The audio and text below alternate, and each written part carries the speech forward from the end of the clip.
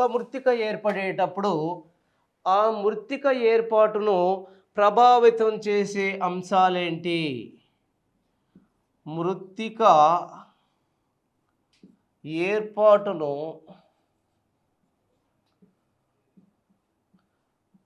ప్రభావితం చేసే అంశాలు.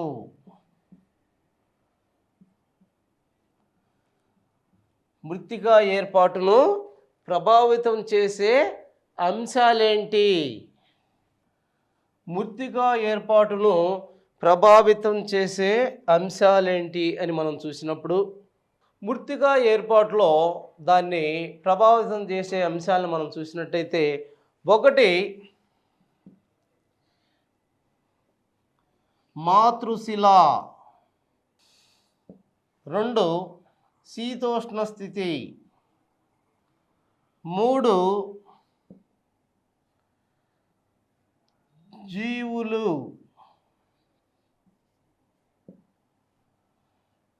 నాలుగు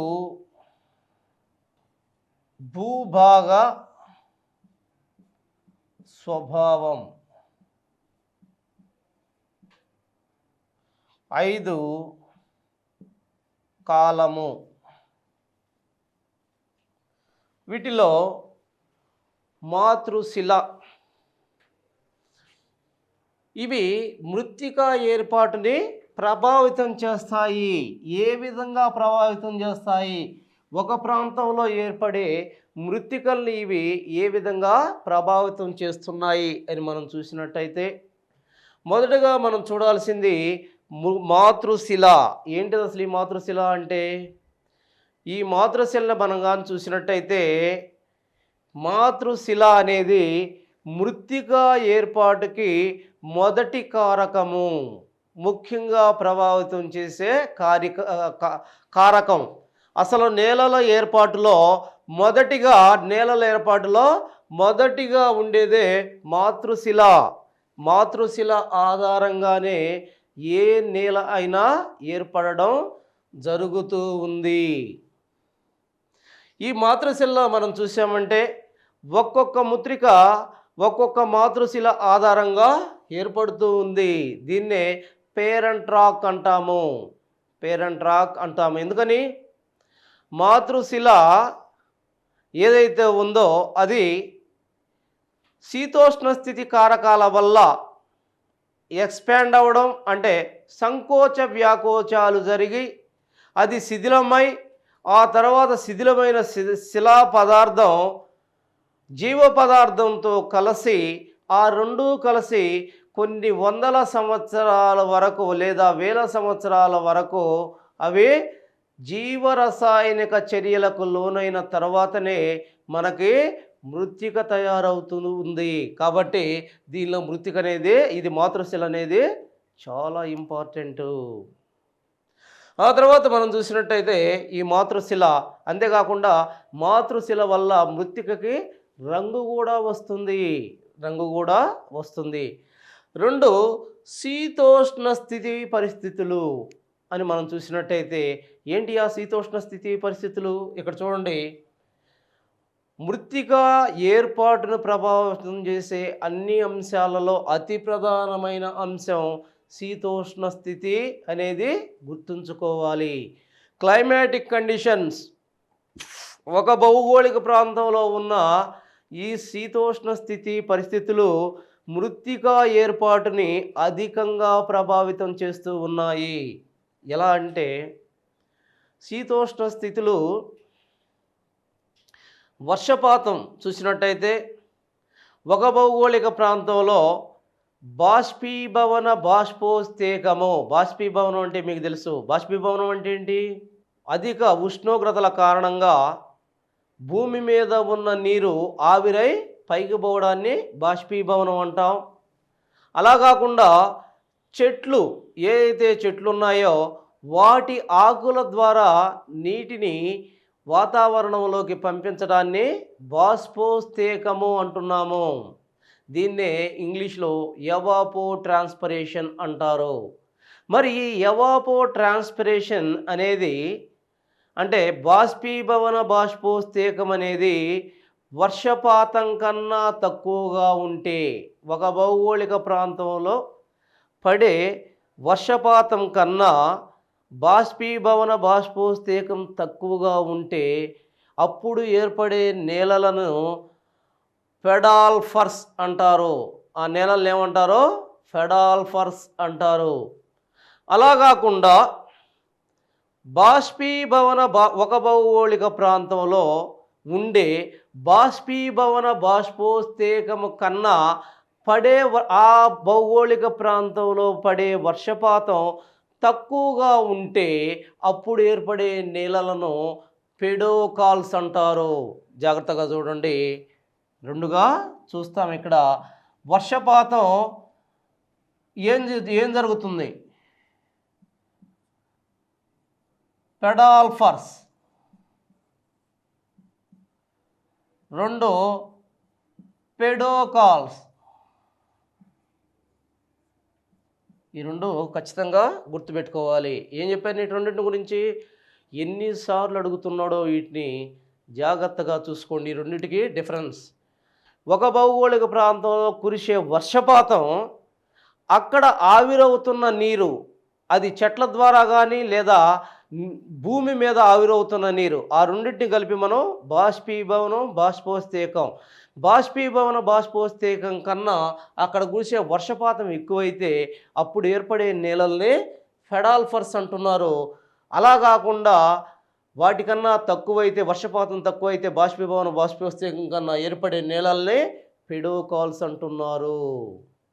అంతేకాకుండా శీతోష్ణ స్థితి వర్షపాతం రూపంలోనే కాకుండా మరి ముఖ్యమైనది ఇంకో శీతోష్ణ స్థితిలో ఇంకో కారకమైనది ముఖ్యమైనది ఉష్ణోగ్రతలు. భారతదేశంలో అధిక ఉష్ణోగ్రతల వల్ల ఏం జరుగుతుంది?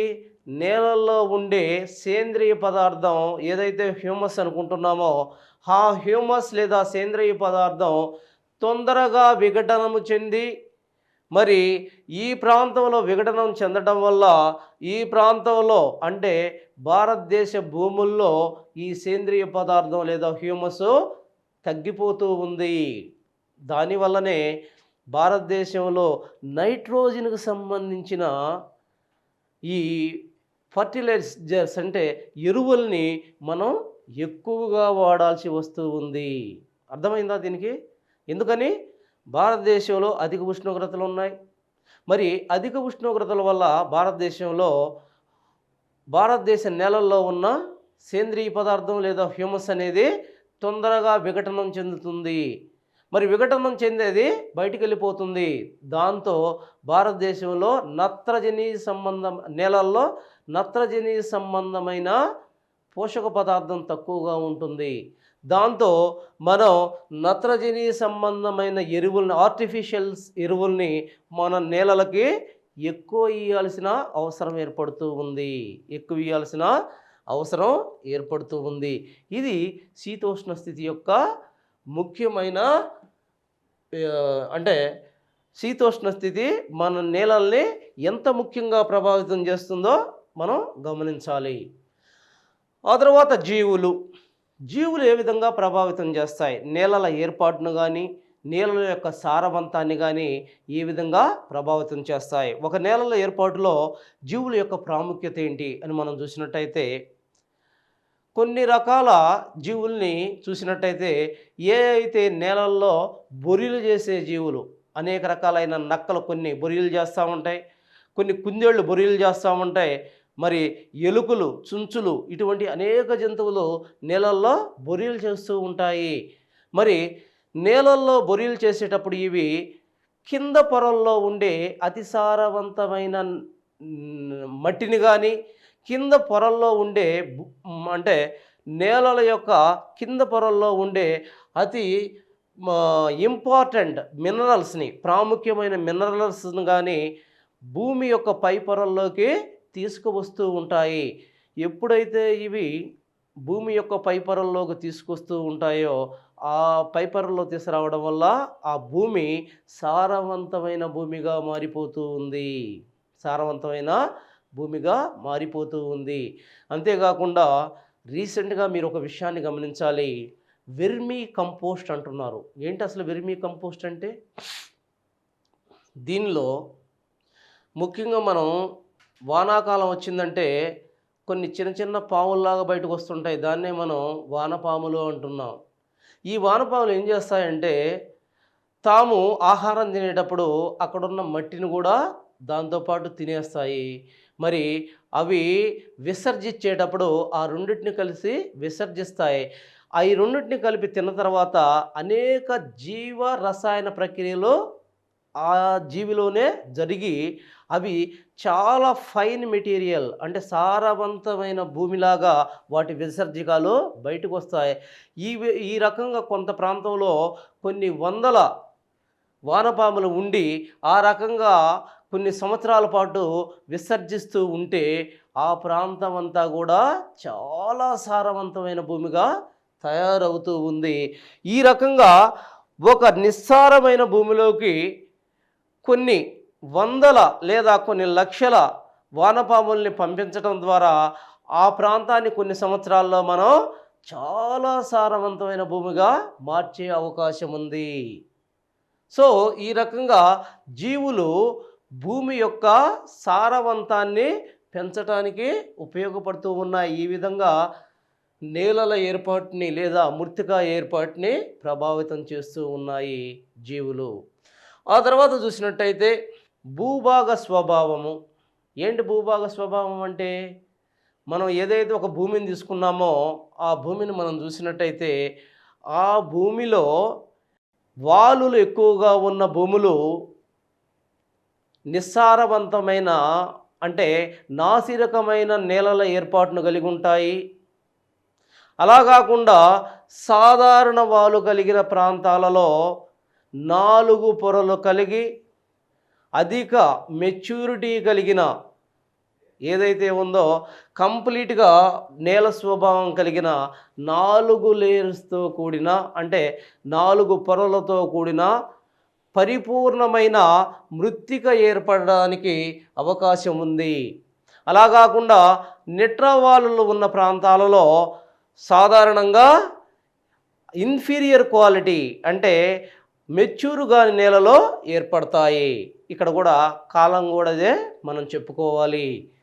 కాలం అంటే ఒక ప్రాంతంలో ఏర్పడేటప్పుడు నేల ఏ విధమైన డిస్టర్బెన్స్ కాకుండా, డిస్టర్బెన్స్ అంటే నదులు కానీ లేకపోతే ఏదైనా సరే గాలులు కానీ ఆ ప్రాంతంలో ఏర్పడే నేలని మరి తీసపోయి ఇంకొక ప్రాంతంలో నిక్షేపణం చేయకుండా వాటిని ఏ విధమైన వీటిని క్లైమాటిక్ కారకాలు అంటారు. ఈ శీతోష్ణ స్థితి కారకాలకి ప్రభావానికి లోను కాకుండా కంప్లీట్గా ఒక ప్రాంతంలో నేలలో ఏ విధమైన డిస్టర్బెన్స్ లేకుండా అవి కొంతకాలం అదే విధంగా ఏర్పడుతూ ఉంటే ఆ ప్రాంతాల్లో కూడా 4 పొరలతో నేలలు మెచ్యూరిటీ గల నేలలు పరిపూర్ణమైన నేలలు ఏర్పడతాయి. అలా కాకుండా ఆ ప్రాంతాల్లో వర్షపాతం కంటిన్యూస్గా సంభవించటము, అకస్మాత్తుగా వరదలు రావడము, లేకపోతే అక్కడ నదులు ప్రవహించడము, లేకపోతే అధిక వేగవంతమైన గాలులు ఉండటము ఈ విధమైన కారణాల వల్ల అక్కడ ఎక్కువ కాలం మృత్తిక ఏర్పడటం మృత్తిక ఏర్పడి సంవత్సరం రోజులు 2 సంవత్సరాల రోజులు అవటంతో అక్కడి నుంచి ఆ మృత్తికని తీసుకొని పోయేసి గాలి కానీ నీరు కానీ ఇంకోటి కానీ తీసుకుపోయి ఇంకో ప్రాంతంలో నిక్షేపించడం జరిగితే ఇక్కడ పరిపూర్ణమైన మృత్తికలు ఏ భూ స్వరూపం మీద కూడా ఏర్పడలేవు. కేవలం 2 పొరలు కలిగిన మృత్తికలు మాత్రమే ఏర్పడతాయి. ఈ విషయాన్ని ఖచ్చితంగా గమనించాలి. చూడండి, మృత్తికా ఏర్పాటును ప్రభావితం చేసే అంశాలు అని మనం చూసాం. ఇప్పుడు ఒకటి మాతృశిల ఏ విధంగా ప్రభావితం చేస్తుంది, శీతోష్ణ స్థితి ఏ విధంగా ప్రభావితం చేస్తుంది, జీవులు ఏ విధంగా ప్రభావితం చేస్తున్నాయి, మరి భూభాగ స్వభావం ఏ విధంగా ప్రభావితం చేస్తుంది, మరి కాలం ఏ విధంగా ఒక భూమి ఏర్పాటుని ప్రభావితం చేస్తున్నాయో మనం క్షుణ్ణంగా చర్చించడం జరిగింది. మనం భారతదేశం నేలలు అనే చాప్టర్ గురించి సవివరంగా ఇప్పటివరకు చర్చించుకున్నాం. మరి దీనిలో మనం చూసినట్టయితే నేలల యొక్క రకాలు, మరి నేలల ఏర్పాటు గురించి మనం ఇక్కడ చెప్పుకోవడం జరిగింది. అంతేకాకుండా నేలల యొక్క క్రమక్షయం ప్రస్తుత టాపిక్. ఈ మనకు ఈ నేలల యొక్క వర్గీకరణ అనేక రకాలుగా జరిగిందనే దాన్ని మనం సవివరంగా ఇక్కడ చర్చించాం. అయితే నెక్స్ట్ టాపిక్ దీని తర్వాత ఏర్పడ్డ నేలలు ఏ విధంగా క్రమక్షయానికి గురవుతున్నాయి, నేలల క్రమక్షయం ఏంటి, భారతదేశంలో నేలల క్రమక్షయాన్ని తగ్గించడం కోసం ప్రభుత్వం చేపడుతున్న చర్యలేంటి అనే విషయాన్ని మనం ఇక్కడ సమగ్రంగా చర్చించాల్సిన అవసరం ఉంది. ఇక్కడ మనం చూసినట్టయితే అసలు క్రమక్షయము అంటే ఏంటి అని కానీ మనం చూసినట్టయితే, క్రమక్షయము దీన్నే ఆంగ్లంలో ఎరోజన్ అంటారు. మరి ఈ క్రమక్షయాన్ని మనం చూసినట్టయితే భూమి మీద సన్నని పొరగా, భూపటలం మీద ఉన్న సన్నని పొరని మనం మృత్తిక లేదా నేల అన్నాం. మరి ఈ మృత్తిక లేదా నేల అనేది అనేక శీతోష్ణ స్థితి కారకాల వల్ల కొట్టుకుపోబడి ఒక ప్రాంతం నుంచి ఇంకొక ప్రాంతానికి కొట్టుకుపోబడి అక్కడ నిక్షిప్తం అవుతూ ఉంటుంది. వీటినే శీతోష్ణ స్థితి కారకాలు అంటారు. వీటిలో మనం చూసినట్టయితే వర్షపాతం, మరి వర్షపాతం వచ్చినప్పుడు వరదలు వస్తాయి. మరి వరదలు వచ్చినప్పుడు ఆ వరదల యొక్క ఉధృతికి ఆ ప్రాంతంలో ఉన్న మట్టి పైనున్న పొరలుగా మట్టి కొట్టుకొని పోవడం జరుగుతూ ఉంటుంది. అంటే ఇక్కడ మనం చూడాల్సింది ఏ కారకాల వల్ల అయితే నేల పైభాగం కొట్టుకొని పోతుందో దాన్నే క్రమక్షయము అంటున్నాము. ఇది అనేక రకాలుగా జరుగుతూ ఉంది. ముఖ్యంగా అనేక రకాల కారకాలు నేల యొక్క క్రమక్షయానికి కారణమవుతున్నాయి. శీతోష్ణ స్థితి కారకాలు గుర్తుపెట్టుకోవాలి. మొదటిగా ముఖ్యంగా వర్షపాతం, తర్వాత నదులు, మరి వర్షపాతం వల్ల జైనించే నదులు, రెండవదిగా వాయు క్రమక్షయం. ఫస్ట్ది జల క్రమక్షయం, రెండవది వాయు క్రమక్షయం, 3 హిమనీనద క్రమక్షయము, హిమనీనద క్రమక్షయము, 4 అంతర్భూజల క్రమక్షయము. 4 రకాల క్రమక్షయాలు ఉన్నాయి. ఇవి సివిల్ సర్వీసెస్ ఓరియంటేషన్లో కంప్లీట్ ఏరియాస్లో ఈ 4 కనిపిస్తాయి. మనం తీసుకునేది చాలా ఇంపార్టెంట్గా కంపల్సరీగా వచ్చే ఏరియాస్ని తీసుకుంటున్నాం. దాంట్లో మనకి 2 ఇంపార్టెంట్గా కనిపిస్తాయి. ముఖ్యంగా మనం చూసినట్టయితే జల క్రమక్షయం అంటే నదులు దాని యొక్క ఉపనదుల వల్ల కలిగే క్రమక్షయాన్ని జల క్రమక్షయం అంటాము. నదులు భూమి మీదకి వర్షపాతం సంభవించినప్పుడు వర్షపాతాన్ని భూమి మీదకి తాకే సమయంలో వర్షపాతం యొక్క అణువుల యొక్క వేగం 10 మీటర్ల పర్ సెకండ్ కన్నా ఎక్కువగా ఉన్నప్పుడు అవి భూమిని తాకితే భూమిని తాకినప్పుడు భూమి గుల్లబారుతుంది. అంటే భూమి ఆ గట్టితనం సడలి భూ రేణువుల పైకి లేస్తాయి. ఆ తర్వాత వర్షపాతం క్రమేపీ కంప్లీట్గా సంభవించిన తర్వాత అనేక రకాలైన ప్రవాహాలు కలిసి ఒక పెద్ద ప్రవాహంగా మారి నదిగా మారుతుంది. మరి నదిగా మారిన ఆ నీరు పల్లంలోకి ప్రవేశించేటప్పుడు నదికి అత్యంత శక్తి వస్తుంది. మరి అత్యధిక శక్తి వచ్చిన ఈ నీరు అధిక మొత్తంలో అక్కడ ఉన్న మట్టిని కోసివేస్తుంది. దీన్ని మనం క్రమక్షయంగా చెప్పుకుంటున్నాము. భారతదేశంలో మనం చూసినట్టయితే క్రమక్షయ పరంగా అనేక ప్రాంతాలలో కొన్ని మిలియన్ల హెక్టేర్ల భూమి క్రమక్షయానికి ఫర్టైల్ సాయిల్, సారవంతమైన భూమి ఈ క్రమక్షయానికి గురై కొన్ని ప్రాంతాలు సస్యశ్యామలంగా పంటలు పండించే ప్రాంతాలు బీడు భూములుగా మారిపోయే పరిస్థితులు ఏర్పడుతున్నాయి. ఈ విషయాల్ని గమనించాలి. మరి ఈ ప్రాంతాల్లో మనం చూసినట్టయితే నీటి క్రమక్షయం లేదా జల క్రమక్షయం లేదా నది క్రమక్షయం, దీన్ని ఏ విధంగా అయినా వాడు అడగచ్చు. నదీ క్రమక్షయాన్ని మనం చూసినట్టయితే నదులు, అనేకమైన నదులు కొండ ప్రాంతాల్లో పుట్టి, ముఖ్యంగా నదులు ఎక్కడ పుడతాయని చెప్పాం, మెజారిటీ కొండ ప్రాంతాల్లో పుడతాయి, కొన్ని మాత్రమే పీఠభూముల్లో పుడతాయి, చాలా రేరుగా మాత్రమే మైదానాల్లో పుడతాయి. మరి నదుల్లో కొండల్లో పుట్టిన నదికి కొండ యొక్క వాలు నిట్రవాలుగా ఉంటుంది. నిట్రవాలులో ప్రవహించే నది శక్తి చాలా వేగంగా పెరుగుతుంది. దానికి ఉన్న శక్తికి అది చాలా మట్టిని కోసివేస్తుంది. కోసివేసి తీసుకొచ్చి ఇంకొక ప్రాంతంలో నిక్షేపణ చేస్తుంది. వాటిని మనం నిక్షేపణ మైదానాలు అంటున్నాం. నదులు చేసే నిక్షేపణ మైదానాలని మనం పెనిప్లేన్స్ అంటాము. పెనిప్లేన్ జాగ్రత్తగా గుర్తుపెట్టుకోవాలి, పెనిప్లేన్స్ అంటాం. మరి నదులు క్రమక్షయం వల్ల ఏర్పడిన మైదానాలని పెనిప్లేన్స్ అంటున్నాం. మరి నదులు నిక్షేపణ చేయటం వల్ల ఏర్పడిన మైదానాలని వరద మైదానాలు అంటున్నాం. జాగ్రత్తగా గమనించాలి. ఇక్కడ నది వస్తుంది, క్రమక్షయం చేస్తుంది, దానివల్ల మైదానాలు ఏర్పడ్డాయి.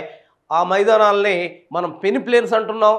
అదే మట్టిని తీసపోయి ఇంకోది ఇక్కడ నిక్షేపణ చేస్తుంది, దానివల్ల అక్కడ మైదానాలు ఏర్పడ్డాయి, వాటిని వరద మైదానాలు అంటున్నాము. ఆ విషయాన్ని గమనించాలి. మరి ఈ ప్రాసెస్లో కొన్నిసార్లు సారవంతమైన భూముల మీద ఉన్న అతి సారవంతమైన మృత్తికను కూడా ఇది క్రమక్షయం చేస్తూ ఉంటుంది. ఇది క్రమక్షయం చేస్తూ ఉంటుంది. మరి చూసినట్టయితే నదీ క్రమక్షయం ఎన్ని రకాలుగా ఉంది? మనకి నదీ క్రమక్షయం ముఖ్యంగా 4 రకాలుగా కనిపిస్తుంది. చూడండి, ఇక్కడ చాలా చిన్నగా రాస్తాను, జాగ్రత్తగా చూడండి. కంపల్సరీగా ఇవి రాయాల్సిన పరిస్థితులు. 1 పటక్రమక్షయము, పటక్రమక్షయము. మరి 2వదిగా చూస్తే వంక క్రమక్షయము. 3 అవనాళిక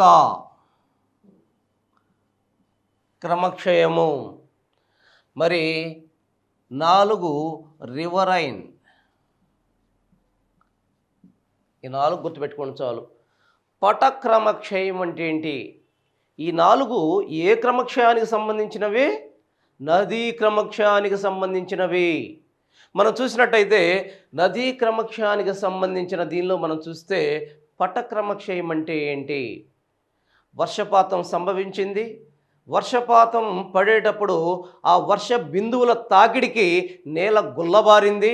గుల్లబారిన నేల వర్షపాతం సంభవించిన తర్వాత ఆ యొక్క ప్రవాహాలన్నీ కలిసి ఒక పెద్ద ప్రవాహంగా ఏర్పడి నేల మీద ప్రవహించేటప్పుడు అది షీట్లుగా అంటే పొరలుగా ఆ పై నేలని కట్ చేస్తూ పోతూ ఉంటుంది. ఈ విధంగా నది అంటే ఒక ప్రవాహం, ఒక నీటి ప్రవాహం లేదా నది ప్రవాహం ఏదైతే ఉందో అది నేల మీద అంటే పటలం మీద ఉన్న భూమిని పొరలుగా క్రమక్షయం చేయడాన్ని పటక్రమక్షయము అంటాము. పటక్రమక్షయము అంటాము. మరి పటక్రమక్షయము ఎక్కడ కనిపిస్తుంది మనకు? ముఖ్యంగా శివాలిక్ పర్వతాలు, పశ్చిమ కనుమలు, మరి తూర్పు కనుమలు, ఈ ప్రాంతాల్లో మనకి పటక్రమక్షయం అనేది పర్టికులర్గా కనిపిస్తూ ఉంది. జాగ్రత్తగా గమనించాలి. తర్వాత 2వదిగా చూసినట్టయితే వంక క్రమక్షయము. పటక్రమక్షయం అయిపోయింది, నేల మీద ఉన్న పొరలు వెళ్ళిపోయాయి, నేల బోడిగా కనిపిస్తూ ఉంది. మరి వర్షపాతం అదే విధంగా సంభవిస్తూనే ఉంది. మరి వర్షపాతం సంభవించేటప్పుడు ప్రవాహాలు అదే విధంగా ప్రవహిస్తూ ఉన్నాయి. ఆ టైంలో ఏదైతే మనం చూస్తూ ఉంటాం, వర్షం వచ్చినప్పుడు మన ఇళ్ళ దగ్గర కూడా ఏ అయితే వర్షం కురిసిన తర్వాత వర్షపు నీరు ప్రవహించేటప్పుడు మన ఏళ్ల ఆకారంలో మన 5 ఏళ్ళు ఏ విధంగా ఉంటాయో ఆ ఏళ్ల ఆకారంలో కొన్ని గాడులు పడి భూమి మీద ఆ గాడుల్లో నీరు ప్రయాణించడం చూస్తూ ఉంటాం. దాన్నే వంక క్రమక్షయము అంటాము. వంక క్రమక్షయము అంటాము. వంక క్రమక్షయం అంటే ఏంటి? అక్కడ నదులు కానీ లేదా నీటి ప్రవాహాల యొక్క కోత వల్ల పటక్రమక్షయం. బాగా గుర్తుపెట్టుకోండి, ఇక్కడ అనేక క్వశ్చన్స్ చెప్పింది మామూలుగా ఉన్నట్టు అనిపిస్తుంది, కానీ అనేక క్వశ్చన్స్ వస్తూ ఉంటాయి. ఏమని అడుగుతాడు? ఏ క్రమక్షయం తర్వాత వంక క్రమక్షయం స్టార్ట్ అవుతుంది అని అడుగుతాడు. ఖచ్చితంగా మీరు గమనించాల్సింది పటక్రమక్షయం తర్వాత వంక క్రమక్షయం స్టార్ట్ అవుతుంది. పటక్రమక్షయాన్ని ఇంగ్లీష్లో చాలా ఈజీగా ఉంటుంది, ఇంగ్లీష్లో గుర్తుపెట్టుకోండి, షీట్ ఎరోజన్ అంటారు. పటక్రమక్షయాన్ని సీట్ ఎరోజన్ అంటారు.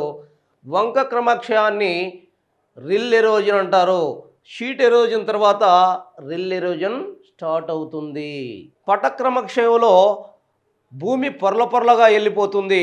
పైన భూమి పొరలుగా వెళ్ళిపోయిన తర్వాత దాని కింద ఉన్న భూమి మీద నీరు ప్రవహించేటప్పుడు ఆ భూమిని అంటే కొంచెం లోతుగా క్రమక్షయం చేస్తుంది. ఆ క్రమక్షయం చేయటం వల్ల ఆ ప్రాంతంలో ఏమి ఏర్పడతాయి? ఫింగర్ రూపంలో అక్కడ కొన్ని గాడులు ఏర్పడతాయి. ఆ గాడుల్లో ఈ నీరు ప్రవహిస్తుంది. దీన్నే వంక క్రమక్షయము అంటారు. ఇది ఎక్కడ కనిపిస్తుంది అంటే ముఖ్యంగా కొండ ప్రాంతాలు, భారతదేశంలో కొండ ప్రాంతాలు, మరి అంతేకాకుండా ఏ అయితే పీఠభూమి ప్రాంతాలు ఉన్నాయో ఆ పీఠభూముల యొక్క స్లోప్స్లో ఇవి కనిపిస్తూ ఉంటాయి. ఆ తర్వాత మనం చూసినట్టయితే అవనాళిక క్రమక్షయము. ఏంటిది అవనాళిక క్రమక్షయం అంటే? ఇప్పుడు భూమి మీద కొన్ని ఏ అయితే వేళ్ళాకారంలో ఉన్న చిన్న చిన్న లోయలు ఏర్పడి ఆ లోయల్లో ఈ నీరు ప్రవహిస్తూ ఉందో, ఇలాగే ప్రవహిస్తున్న నదీ నీరు లేదా వర్షపాత నీరు ఇంకా లోతుగా ఏర్పరిచి కొంతసేపు అయిన తర్వాత ఏమవుతుంది? ఈ చేతి ఆకారంలో లేదా వేళ్ల ఆకారంలో ఏర్పడిన లోయల్లో నీరు ప్రవహిస్తూ ఉంటే మనం వంక క్రమక్షయం అన్నాం. ఆ తర్వాత ఈ ఏళ్ల రూపంలో ఏర్పడిన ఈ గాడులు ఇంకా లోతుగా ఏర్పడతాయి. ఎందుకంటే కంటిన్యూస్గా నీరు ప్రవహిస్తూ ఉంటుంది, ఆ నీరు భూమిని కోస్తూ ఉంటుంది. దానివల్ల ఇంకా లోతుగా గాడులు ఏర్పడతాయి. వాటిని అవనాళిక క్రమక్షయం అంటాము. అవనాళిక క్రమక్షయం అంటాం. సింపుల్. ఫస్ట్ది షీట్లు లేచిపోతాయి, కింద ఉన్న భూమి మిగులుద్ది. ఆ తర్వాత వర్షపాతం ఇంకా సంభవిస్తూనే ఉంటుంది, వర్షం వస్తూనే ఉంటుంది, నీరు ప్రవహిస్తూనే ఉంటుంది. దానివల్ల అక్కడ కొన్ని చిన్న లోయల్ లాంటి ప్రాంతాలు ఏర్పడతాయి. దాని నుంచి వర్షపు నీరు ప్రవహిస్తుంటుంది. దాన్ని వంక క్రమక్షయం అన్నాం. ఆ తర్వాత కాలంలో ఆ లోయలు ఇంకా లోతవుతాయి. వాటినే మనం అవనాళిక క్రమక్షయం అంటున్నాం.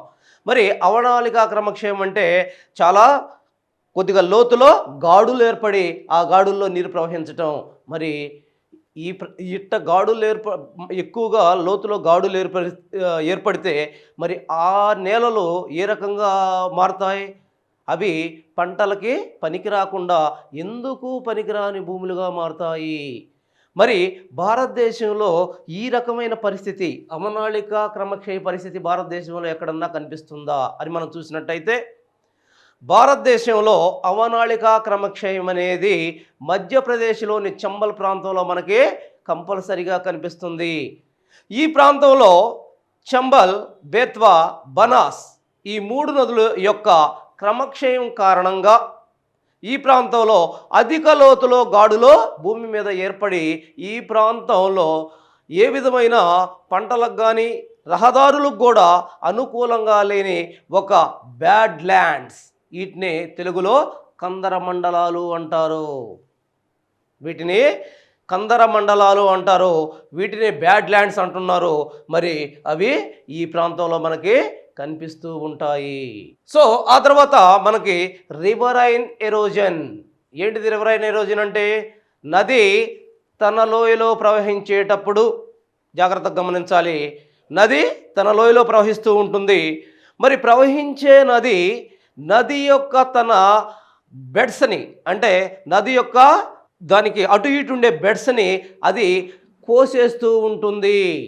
చూడండి, ఇక్కడ ఇది మొత్తం నది అని మనం అనుకుంటే నది తన యొక్క లోయలో ప్రవహిస్తుంది. అటు ఇటు 2 గట్లు ఉంటాయి. ఏ నదికైనా అది దాని యొక్క లోయలో ప్రవహిస్తున్నప్పుడు ఇటు ఒక గట్టి, ఇటు ఒక గట్టు ఉంటుంది. మరి ఈ గట్లుని అది ఎక్కువైనప్పుడు కోసివేస్తూ ఉంటుంది. ప్రవాహం ఎక్కువైనప్పుడు నదికి ప్రవాహం అది కోసివేస్తూ ఉంటుంది. దాన్నే రివరైన్ ఎరోజన్ అంటారు. ఇది ముఖ్యంగా ఎక్కడ కనిపిస్తుంది? ముఖ్యంగా ఏ ప్రాంతాలంటే జీవనదులుగా ఉన్న హిమాలయ ప్రాంతాలలో ఇది ఎక్కువగా కనిపిస్తుంది. మన దగ్గర కృష్ణా, గోదావరి ఈ ప్రాంతాల్లో కూడా రివరైన్ ఎరోజన్ కనిపిస్తూ ఉంది. ఈ రకంగా మనకి దీన్ని మొత్తం ఈ 4 దేని కిందకు వస్తున్నాయి? ఈ 4 యాక్చువల్గా దేని కిందకు వస్తున్నాయి?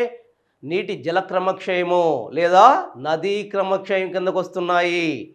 ఆ తర్వాత మనం చూసినట్టయితే రెండవదిగా చూసినట్టయితే పవన క్రమక్షయం అంటాం. 4 చెప్పుకున్నాం. 4లో 2 మనకు అంతగా ఇంపార్టెంట్ కాదు, అయినా మీకు చెప్తాను. అయితే పవన క్రమక్షయం అంటున్నాం. పవన క్రమక్షయం అంటే పవనానికి కొన్ని ప్రాంతాలలో అధిక వేగంతో గాలులు వీస్తుంటాయి, మరి పవనానికి ఉన్న ఆ శక్తి వల్ల పవనం ఆ ప్రాంతాల్లో ఉన్న సన్నని ఇసుక రేణువులను తీసుకుపోయి ఇంకొక ప్రాంతంలో డిపాజిట్ చేస్తూ ఉంటుంది. దీనిని పవన క్రమక్షయము అంటున్నాం. పవనం తన వీచే ప్రాంతంలో ఉన్న మట్టి ప్రాంతాన్ని తీసుకొని వేరే ప్రాంతంలో డిపాజిట్ చేస్తూ ఉంటుంది. దాన్నే పవన క్రమక్షయం అంటున్నాం. దానివల్ల తను తీసుకున్న ప్రాంతంలో అక్కడ గోతులు ఏర్పడతాయి. మరి తను నిక్షేపణ చేసిన ప్రాంతాల్లో సారవంతమైన భూములు ఏర్పడతాయి. దీన్నే పవన క్రమక్షయం అంటాము. అయితే కొన్నిసార్లు ఏం చేస్తుంది పవనానికి చిన్న రేణువులు తీసిపోయే శక్తి ఉంటుంది, కానీ పెద్ద రేణువుల్ని తీసిపోయే శక్తి ఉండదు. అందుకని అది ఏం చేస్తుంది, భూమి మీదనే అయితే మైదానం ప్రాంతం మీదనే ఒక ప్రాంతాన్ని నుంచి ఒక ప్రాంతానికి జరుపుతూ ఉంటుంది. ఇసుక లాంటి పెద్ద పార్టికల్స్ ఉన్నప్పుడు వాటిని పైకెత్తే శక్తి గాలికి ఉండదు. దానివల్ల అది ఒక ప్రాంతాన్ని నుంచి ఇంకో ప్రాంతానికి జరుపుతూ ఉంటుంది. దానినే ఏమంటారు, సాయిల్ క్రీప్ అంటారు. చాలాసార్లు అడిగడి బిట్టు దాన్ని ఏమంటారు, సాయిల్ క్రీప్ అంటారు. మరి ఈ పవన క్రమక్షయం వల్ల కొన్నిసార్లు మైదానాలు ఏర్పడతాయి. అక్కడ దెబ్బలు ఉన్నాయి. సపోజ్ ఒక ప్రాంతంలో ఒక భూస్వరూపం మీద దెబ్బలు ఉన్నాయి. ఆ దెబ్బల మొత్తాన్ని దిశపై ఇంకో దిక్కడ నిక్షేపణ చేసింది. ఈ దెబ్బలన్నీ కూడా సమతలంగా అయిపోయాయి. అప్పుడు ఏర్పడిన మైదానాల్ని పెడి ప్లేన్స్ అంటారు. జాగ్రత్తగా గమనించాలి ఈ రెండింటిని. నదులు క్రమక్షయం వల్ల ఏర్పడిన మైదానాల్ని పెనిప్లేన్ అన్నాం. అదే వాయువు క్రమక్షయం వల్ల ఏర్పడిన మైదానాల్ని పెడిప్లేన్స్ అంటున్నాం. పెనిప్లేన్స్కి పెడిప్లేన్స్కి ఉన్న డిఫరెన్స్ని మీరు గమనించాలి. రెండు ఒకటిగా గుర్తించకూడదు. అవి పెనిప్లేన్స్, ఇవి పెడిప్లేన్స్. అంతేకాకుండా వాయువులు అంటే వాయు క్రమక్షయంలో వాయువు తీసిపోయి ఇంకొకటి ఇక్కడ నిక్షేపణ చేస్తుంది. ఆ నిక్షేపణ చేసినప్పుడు ఏర్పడే మైదానాలను ఏమంటున్నాం, లోయస్ మైదానాలు. ఏ మైదానాలు అంటున్నాం, లోయస్ మైదానాలు. మరి లోయస్ మైదానాలు మన దగ్గర ఎక్కడన్నా కనిపిస్తాయా? చైనాలో ప్రస్ఫుటంగా కనిపిస్తాయి లోయస్ మైదానాలు. చైనా యొక్క వాయువ్య ప్రాంతంలో క్లియర్గా కనిపిస్తాయి. ఎక్కడ కనిపిస్తాయంటే చైనా యొక్క వాయువ్య ప్రాంతంలో మనకు కనిపిస్తాయి. ఇవి మన దగ్గర కూడా అక్కడక్కడ చిన్న చిన్న మైదానాలు కనిపిస్తూ ఉంటాయి. స్పెసిఫిక్గా భారతదేశంలో అంతగా కనిపించవు. సో దీన్ని మనం గుర్తుపెట్టుకోవాలి. తర్వాత రెండో దాన్ని మనం చూసినట్టయితే ఈ రెండింటిని కూడా చాలా సింపుల్గా చెప్తాను, ఎందుకంటే మన సిలబస్లో అంతగా లేదు. కాకపోయినా మీరు జాగ్రత్తగా గమనించాలి. సివిల్ సర్వీసెస్లోనే ఉంది ఇది. ఈ రెండింటిని గురించి ఒకటి హిమనీనద క్రమక్షయము. హిమనీనదాలు ఎక్కడ ఉంటాయి? పెద్ద పెద్ద ఏ అయితే పర్వతాలు ఉన్నాయో ఎత్తైన పర్వతాల దగ్గర హిమనీనదాలు ఉంటాయి. ఎందుకని? ఆ ప్రాంతాల్లో హిమం కురుస్తూ ఉంటుంది. కురిసిన హిమం దాని బరువుకి కరిగి హిమనీ నదాలుగా ప్రవహిస్తుంది. వాటినే మనం హిమనీ నదాలు అంటున్నాము. మరి ఈ హిమనీ నదాలు మనకి ఎక్కడ కనిపిస్తాయి? మరి హిమాలయాల్లో కనిపిస్తున్నాయి, లేకపోతే ఏ అయితే ఐరోపా కంట్రీస్ ఉన్నాయో అక్కడ కనిపిస్తూ ఉన్నాయి. మరి ఏం చేస్తాయి? కొండల మీద నుంచి కిందకి దిగేటప్పుడు ఈ హిమనీ నదాలు ఆ ప్రాంతంలో ఉన్న మట్టిని కోసి ఇంకొక ప్రాంతం వాటిని రకరకాలుగా భూస్వరూపాలుగా తయారు చేస్తూ ఉన్నాయి. సో అది మీకు అంత ఇంపార్టెంట్ కాదు, ఎందుకంటే సాయిల్ ఎరోజన్ అనేది భారతదేశంలో ఒక పెను ప్రమాదంగా సంభవించింది. దీనివల్ల చాలా సారవంతమైన భూములు నిస్సారంగా మారిపోతున్నాయి. అన్నం పెట్టే మెయిన్గా మనం చూసినట్టయితే ఏ మైదాన ప్రాంతాలు భారతదేశానికి అన్నపూర్ణగా ఉంటున్నాయో ఆ ప్రాంతాలన్నీ కూడా నష్టపోయే పరిస్థితులు మరి మనకు వస్తున్నాయి. దానివల్ల భారతదేశంలో కరువు కాటకాలు సంభవించే పరిస్థితి ఉంది. కాబట్టి ఈ రెండింటి గురించి మనం ఖచ్చితంగా చదువుకోవాలి. ఒకటి నది క్రమక్షయం, రెండు వాయు క్రమక్షయం. నది లేదా జల క్రమక్షయం అంటాం, దీన్నే వాయు క్రమక్షయంగా మనం చెప్తూ ఉన్నాము. మరి రెండు రకాల క్రమక్షయాలు మనకి ప్రస్ఫుటంగా కనిపిస్తున్నాయి భారతదేశంలో. ఆ తర్వాత మనం చూస్తే మరి ఇంతగా నష్టపోతున్నప్పుడు ప్రభుత్వం ఏ విధమైన చర్యలు చేపడుతుందా అని మనం ఆలోచించినప్పుడు ఖచ్చితంగా ప్రభుత్వం అనేక రకాల చర్యలు చేపట్టింది. ఏం చేపట్టిందని మనం చూసినట్టయితే మొట్టమొదటిగా అసలు ఈ క్రమక్షయం పెరగడానికి కారణమేంది అనే ఒక ఇంపార్టెంట్ కారణాలు గుర్తించింది. మొదటగా గుర్తించడానికి కారణం ఏంటంటే, ఏ ప్రాంతాల్లో అయితే అడవుల నరికివేత నిర్విఘ్నంగా సాగుతూ ఉందో ఆ ప్రాంతాల్లో క్రమక్షయం ఎక్కువ అవుతుంది. ఎందుకని నేలని పట్టి ఉంచే చెట్లు ఎప్పుడైతే లేకుండా పోతాయో, ఫ్లడ్స్ వచ్చినప్పుడు అంటే వరదలు వచ్చినప్పుడు చెట్లు ఉన్నప్పుడు వరద యొక్క వేగం తగ్గిపోతూ ఉంది. దానివల్ల క్రమక్షయం తగ్గుతుంది చాలా వరకు. ఏ మొక్కలు లేకుండా ఉన్న ప్రాంతాలు క్రమక్షయానికి చాలా వేగంగా గురవుతాయి. మరి ఈ అడవులు విచక్షణ రహితంగా నరికి వేస్తున్న పోడు వ్యవసాయం మనకి ఇప్పుడు వ్యవసాయంలో వస్తుంది తర్వాత క్లాస్లో. మరి ఆ పోడు వ్యవసాయాన్ని గిరిజనులు చేస్తూ ఉంటారు.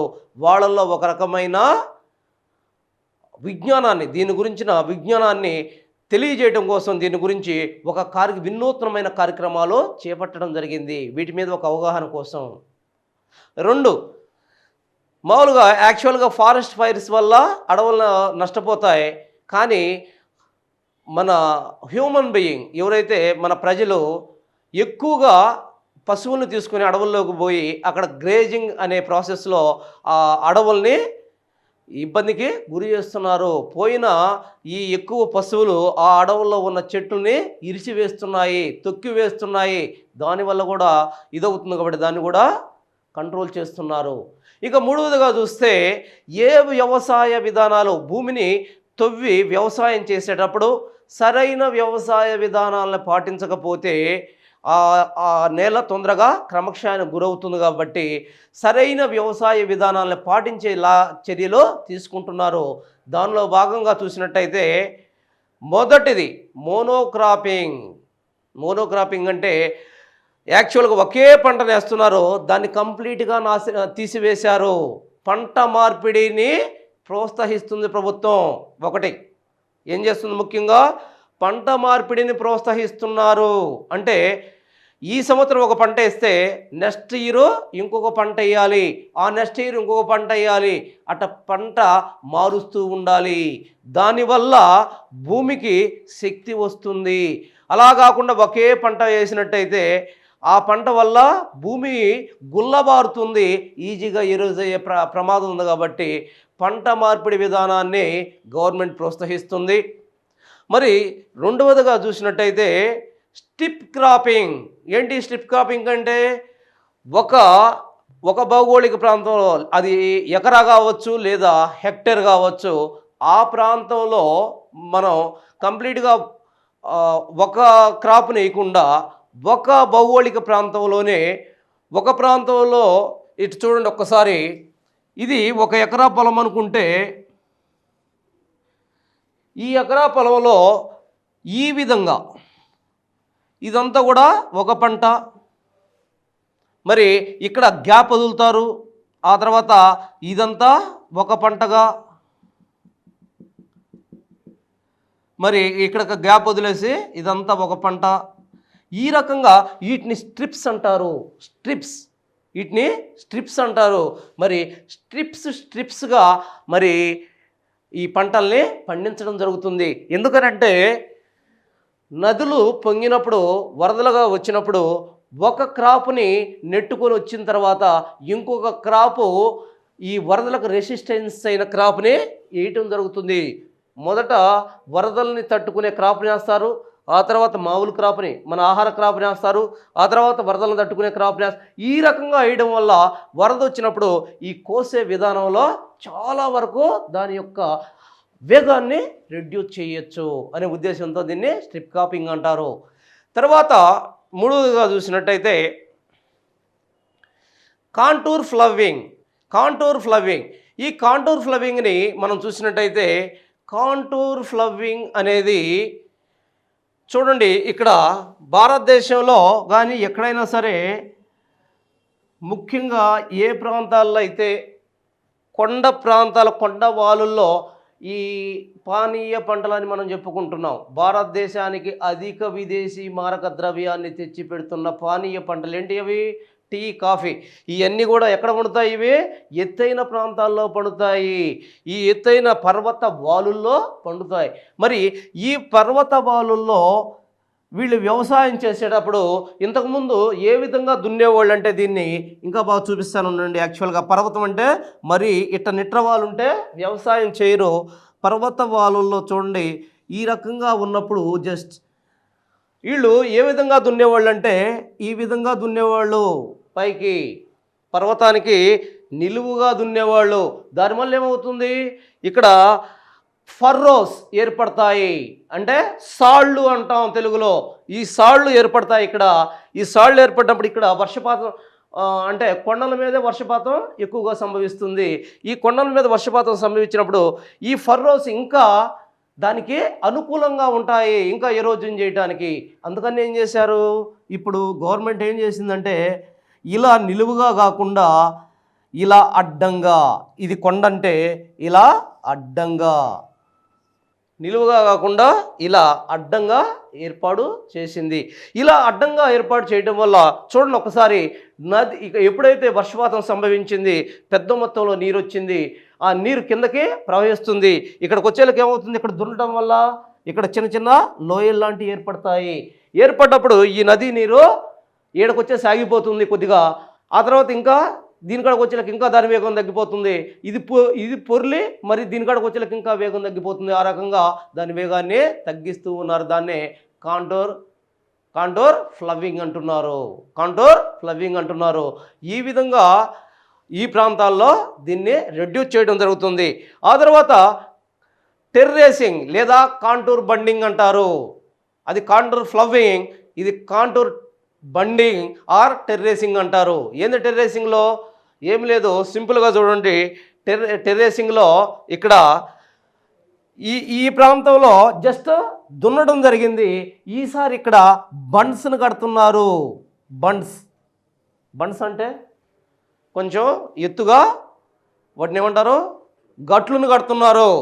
ఈ గట్లని ఏర్పాటు చేస్తున్నారు. ఎప్పుడైతే ఈ గట్లు కడుతున్నారో దీని యొక్క వేగాన్ని చాలా వేగంగా తగ్గించు. ఈ గట్టు నిండి పొర్లితే కానీ అది కిందకు రాదు. దానివల్ల దాని వేగాన్ని రెడ్యూస్ చేయగలుగుతున్నారు. సో ఈ రకంగా మనం అనేక రకాలుగా ఎరోజన్ నుంచి పంట పొలాలను రక్షించడం కోసం ప్రభుత్వం అనేక చర్యలు తీసుకుంటుంది. అందులో భాగంగా ముఖ్యంగా లాస్ట్ది దీంట్లో మనం చూసినట్టయితే యాక్చువల్గా లాస్ట్గా వాటర్ షెడ్ చాలా ఇంపార్టెంట్. ఇది వాటర్ షెడ్స్ని అనేక ప్రాంతాల్లో ఏర్పాటు చేస్తున్నారు. ఎక్కడైతే నది వర్షపాతం తక్కువగా ఉంటుందో, ఏ ప్రాంతాల్లో అయితే ఇరిగేషన్ ఫెసిలిటీస్ లేకుండా, నీటిపారుదల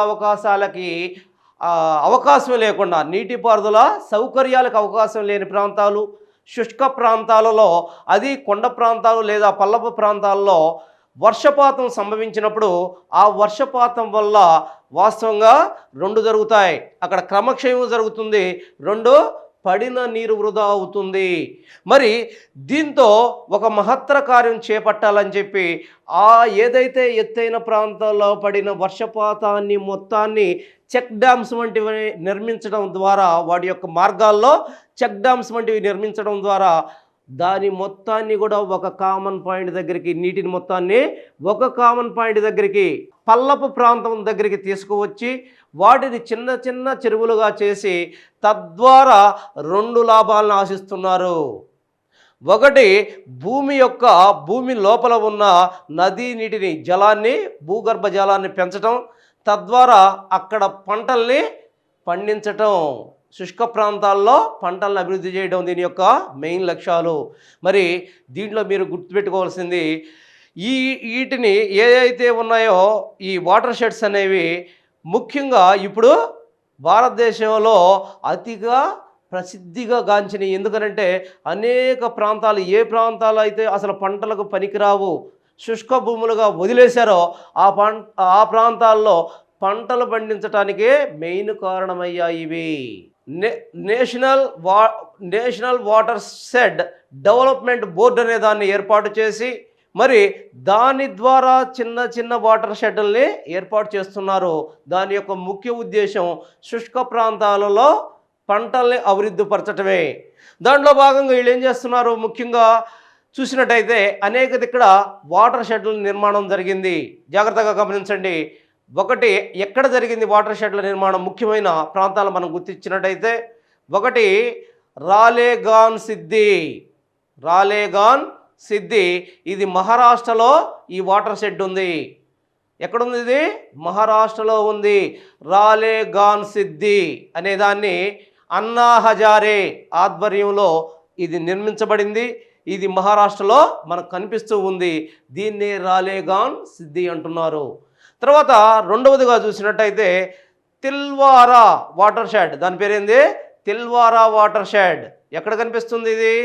రాజస్థాన్లో కనిపిస్తుంది. తిల్వారా వాటర్ షెడ్ రాజస్థాన్లో కనిపిస్తూ ఉంది మనకి. ఆ తర్వాత జుబయా వాటర్ షెడ్ ఎక్కడ కనిపిస్తుంది? ఇది మధ్యప్రదేశ్లో కనిపిస్తుంది. జుబయా వాటర్ షెడ్ అనేది మధ్యప్రదేశ్లో కనిపిస్తుంది. ఆ తర్వాత వాటర్ షెడ్ని మనం చూసినట్టయితే కాల్వా వాటర్ షెడ్ ఆంధ్రప్రదేశ్లో కనిపిస్తుంది. 4 వాటర్ షెడ్లు చెప్పాను ఇప్పుడు. ఒకటి రాలేగావ్ సిద్ధి మహారాష్ట్రలో కనిపిస్తుంది. రెండవది తిల్వారా వాటర్ షెడ్ ఎక్కడ కనిపిస్తుంది? ఇది రాజస్థాన్లో కనిపిస్తుంది. 3 జుబయా వాటర్ షెడ్ ఇది ఏ ప్రాంతంలో కనిపిస్తుంది? మధ్యప్రదేశ్లో కనిపిస్తుంది. 4 కాల్వా వాటర్ షెడ్ ఆంధ్రప్రదేశ్లో కనిపిస్తూ ఉంది. ఈ రకంగా 4 వాటర్ షెడ్స్ భారతదేశంలో మనకి కనిపిస్తూ ఉన్నాయి. ఆ తర్వాత చూసినట్టయితే దీంతో మనకి నేలలు, ఆ నేలలు ఎట్ట ఏర్పడ్డాయి, మరి నేలలో ఏర్పడకు కావాల్సిన పరిస్థితులు ఏంటి, నేలల ధర్మాలేంటి, నేలల ఆమ్లత్వం ఏంటి, నేలల్లో ఉండే ఖనిజాలేంటి, మరి నేలల్లో ఉండే రకాలేంటి, మరి ఆ రకాలను ఎన్ని రకాలుగా వర్గీకరించడం జరిగింది, మరి ఆ నేలల్లో మరి ఏ ప్రాంతాల్లో ఏ నేలల విస్తరణ ఉంది, ఆ నేలల్లో ఏమి లోపించాయి, ఏ మూలకాలు ఉన్నాయి, ఏమి లోపించాయి, మరి అవి ఏ పంటలకు అనుకూలంగా ఉన్నాయి. ఆ తర్వాత మనం చూసినట్టయితే ఇవన్నీ కూడా యాక్చువల్గా ఈ నేలలు ఎలా నాశనం అవుతున్నాయి, మరి నాశనం అవడానికి కారణం ఏంది, ఆ క్రమక్షయం అంటే ఏంటి, ఆ క్రమక్షయం ఎన్ని రకాలుగా జరుగుతుంది, మరి ఆ క్రమక్షయాన్ని నుంచి పంటలను అంటే నేలలను కాపాడటానికి ప్రభుత్వం తీసుకున్న చర్యలేంటి అనే విషయాలను మొత్తం కూడా మనం క్షుణ్ణంగా చర్చించడం జరిగింది. అయితే లాస్ట్గా భారతదేశంలో ఈ మృత్తికల గురించిన పరిశోధనా కేంద్రాలేంటి అని మనం చూసినట్టయితే జాగ్రత్తగా చూడాలి. ఇటు చూడండి, పరిశోధనా కేంద్రాలేంటి. 1 మృత్తికా పరిశోధనా కేంద్రము ఊటీలో ఉంది. మృత్తికా పరిశోధనా కేంద్రము ఊటీలో ఉంది. మరి ఊటీ ఎక్కడ ఉంది? తమిళనాడులో ఉంది. తమిళనాడులో ఉంది. రెండవదిగా మనం చూసినట్టయితే నల్లరేగడి మృత్తికల పరిశోధనా కేంద్రం ఇది బళ్ళారిలో ఉంది. బళ్ళారి కర్ణాటకలోనే బళ్ళారిలో కనిపిస్తూ ఉంది. తర్వాత ఎడారి మృత్తికల పరిశోధనా కేంద్రం మనకి జోధ్పూర్. ఎక్కడైతే జోధ్పూర్ అంటే రాజస్థాన్.